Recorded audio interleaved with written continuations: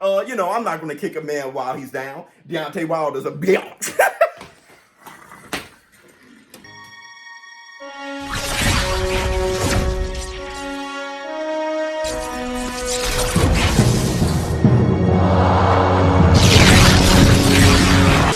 Hi, this is Joe Cortez. You're watching ShowBizz, the adult.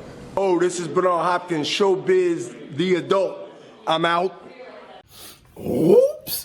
Up off net. Up off net. What's up, my people? This is ShowBizz, the adult. All right, man, look.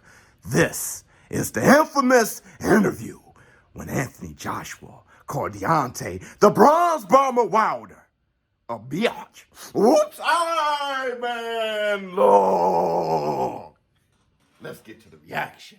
So Anthony Joshua, he has something to say. ShowBizz the coffee. Black, 2 sugars.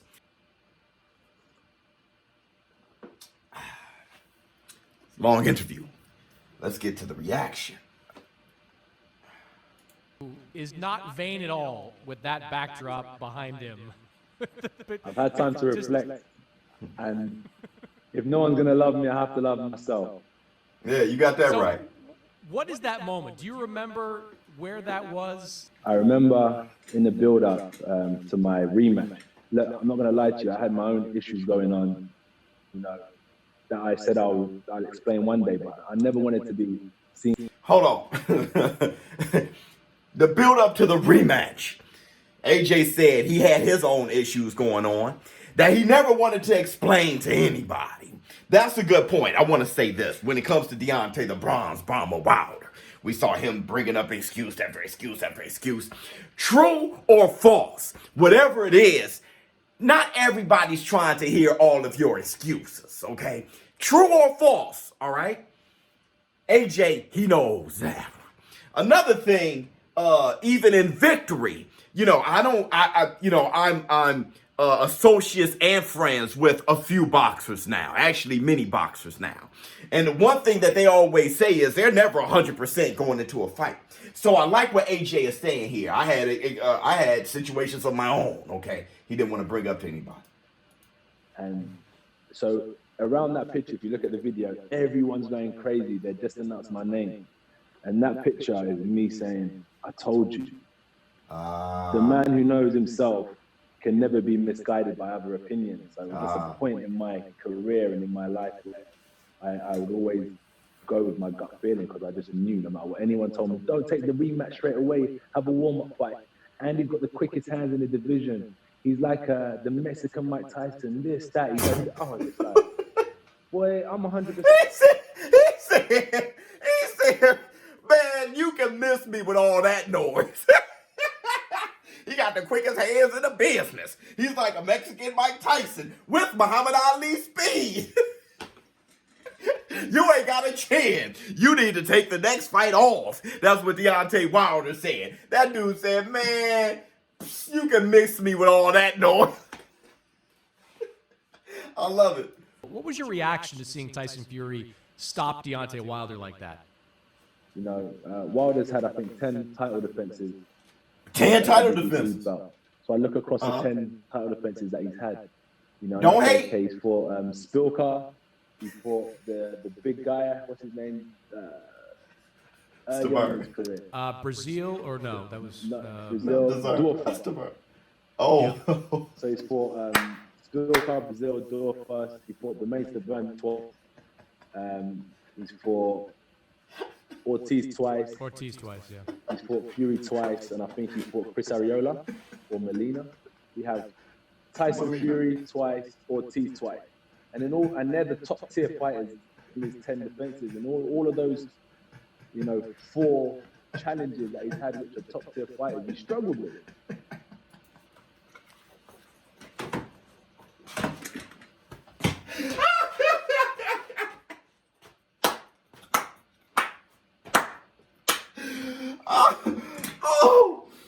Oh my God. You know, let me tell you why I'm laughing, dude. I'm going to tell you why I'm laughing. Because he is done with the shit. this down for y'all. He fought Luis Ortiz and he fought Tyson Fury. Those are some bad boys. What he's saying is Deontay Wilder, I'm not sure of how much of a top tier fighter he is, because when it comes to top tier fighters, he looks bad. That's what he said. Me, I think a little bit differently, but I understand where he's coming from. So I thought, yeah, of course, Fury's gonna come back. He come back off a long layoff, you know, and I thought he'll come back again and get it right. I know what it I know what it means to come so close and have it stripped away. So those words were so potent because he's saying he came back after a long layoff. And he knew he was going to come back again and get it right. Meaning, once we get a couple more fights in, he's going to display how much better he is than Deontay Wilder. Those are some big words. Those are some potent words we got to listen to. I just thought Tyson Fury would do exactly what he would do. Tactically wise, I could break that down. But in terms of how he went about it, I just believe that when Deontay Wilder gets to top tier level, it's going to be difficult for him to stay there due to the fact that he had so long bubbling around mediocre fights. What did you think of the tactics, though? I mean, we've never seen a fighter take He had so long bobbling around mediocre fight. This dude was a savage, though. the fight to Deontay Wilder like that, kind of bully the bully. So with Deontay Wilder, he's a long-range fighter, so he normally puts people on their back foot. And really leverages off that right hand, comes flying in. So what Tyson Fury has done is, sat on his back foot and edged forward ever so slightly to put Deontay Wilder on his back foot. Realize that if you take away his half decent jab and his good right hand, he was slipping the right hands that was shooting over. He had more of a chance in beating Deontay Wilder. So. Look, people who know boxing. People who know boxing is going to break it down just like that. He put Deontay Wilder on his back foot. He took away his jab and his right hand. And he was the aggressor against Deontay, the bronze bomber Wilder. He looked at him. He studied the fact that Deontay Wilder isn't good on his back foot. And he took advantage of that. And he knows Deontay Wilder has a decent jab. He doesn't have a Larry Holmes jab, Sonny Liston jab, Muhammad Ali jab, not even an AJ jab. All he needs to do is take away that jab and take a lot off that right hand, keep Deontay Wilder on his back foot, and he got him. There's no glove gate. There's no cheating. If you're a boxing purist and you know what you're looking at, you've watched boxing, that didn't look bizarre. Not to me. Not to us. We looked at that and I was like, yep, that's the game plan. That's about right. If you don't know boxing, if you're a casual fan, all you know is Deontay Wilder. If you're a fanboy, you think, extra elements were involved. Somebody had some voodoo sprinkled on Deontay Wilder. Somebody put something in his drink. Somebody took their glove and put it at the end of their fist, bend it back so his knuckles can be exposed. All that silly, dumb stuff when really it was just tactics, okay? It's easy for anybody who knows the sport. It was the easiest thing to look at, and it's a learning experience for the casuals. His tactics were spot on. Not only did he have the tactics to carry them out, is another thing, and he managed to do it. And after all the hard work, it paid off. So, we have two current heavyweight champions in Great Britain right now. So, would you have fought Deontay Wilder like that if that DAZN deal had come together last year? Would that have been a tactic you would have employed? It's easy for me to be like, yeah, that's it. I would have fought it exactly like that. Keep it above. Right, it's easy to say that now. Hindsight. That's the way to take it. So when you look in a warrior's tool bag, okay, and I look in Deontay Wilder's tool bag of weapons, he has a right hand. So I say, how do we take that away from him? It's hard for a fighter to throw a... He look at his tool bag of weapons and say, oh, he got a right hand. Come on, man. Powerful right hand moving backwards. So we need to put him on his back foot and be dominant in that sense. How do we take away the right hand when he's on his front foot? I need you to practice slipping it, making it shoot over your head, defending it with the lead hand. So these are tactics I would have done. And I thought once I take that main weapon away, it'll be a problem. I've never really seen him hurt anyone with an uppercut. I've never really seen him hurt anyone with a right hand to the body or with a left hook. So when I looked in the Arsenal bag, I think that's the way: pressure and take away his main weapon, which is his right hand, and then you're 75% of the way to victory. Okay, first of all, he's capping. He dropped Ortiz with an uppercut. I saw him a little bit earlier in his career. He was developing a great left hook. He just got away from it. He's just started leaning on his right hand. I've seen him hurt people with a left hook before. He dropped Luis Ortiz with an uppercut. Now, did he hurt Luis Ortiz with an uppercut? No, he didn't start it off with an uppercut. So to his point, okay, he finished him with an uppercut, but he didn't bam and started with an uppercut. So he has a point there. Now that I'm thinking about it, he does have a point. He didn't hurt someone with an uppercut. But he finished. He definitely finished with an uppercut. So yeah, he makes a point when you're talking about blocking with the lead left hand and all those things. He said he doesn't have to worry about a shot to a body. Maybe he'll throw one. Maybe he'll throw an uppercut. Maybe he'll throw a left hook. But it's nothing to worry about. You take those every so often, but it's nothing you have to game plan for. So he's making a good point. The thing is that's so scary is he's had all these years to look at Deontay Wilder over and over and over again, and then Tyson Fury displays what he thought may be right. No one has beaten Deontay Wilder yet, okay? So there hasn't been a blueprint yet. And Tyson Fury displays what he was thinking. Now he's even more confident. I know exactly what to do to Deontay Wilder. So that is scary. That's scary. When you think AJ versus Deontay Wilder, he has it so figured out. He's had all these years to really think about it. That is scary. That's scary.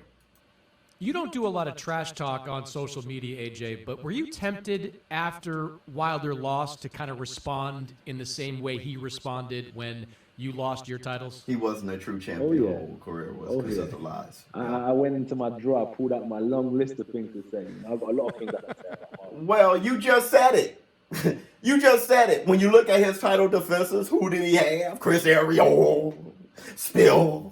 You just said it. He was like, the big guy wasn't Malay, Brazil. Like he just said it. He just did it. All right. So maybe not right after the loss, but he just did it.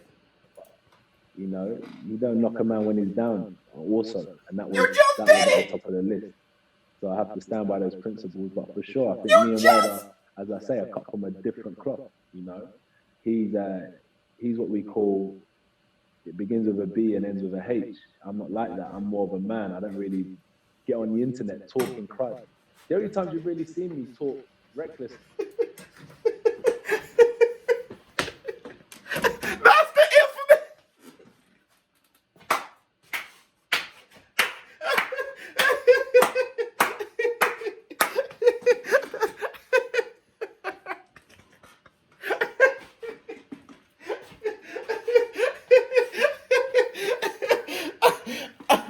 I never heard it, dog. I only read it. He didn't even say H. He said a H. He said he's a man who, start with a B, ends with a H.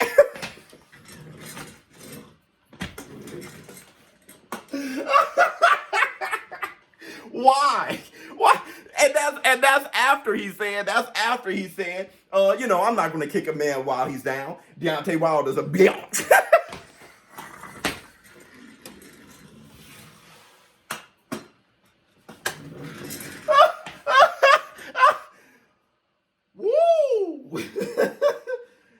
Woo! Against Dylan White and against Jarrell Miller. But other than that, I'm an ambassador of the sport. I'm trying to be clean. I'm trying to be represent my sponsorships, represent the zone properly. So I try to stay away from the typical stereotype of a heavyweight boxer. So it's difficult. I have it in me to fire up and talk recklessly when needed. No, stop. You can't. Time out.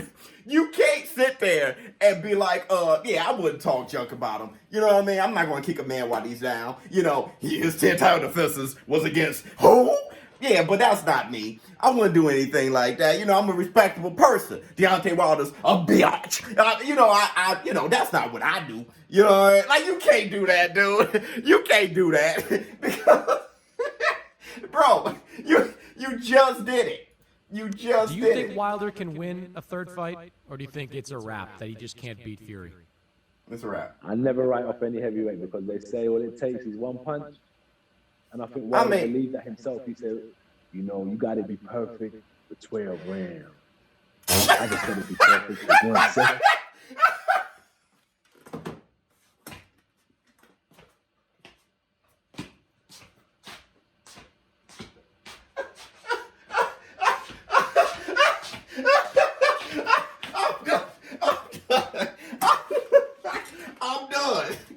I'm done with AJ, dog.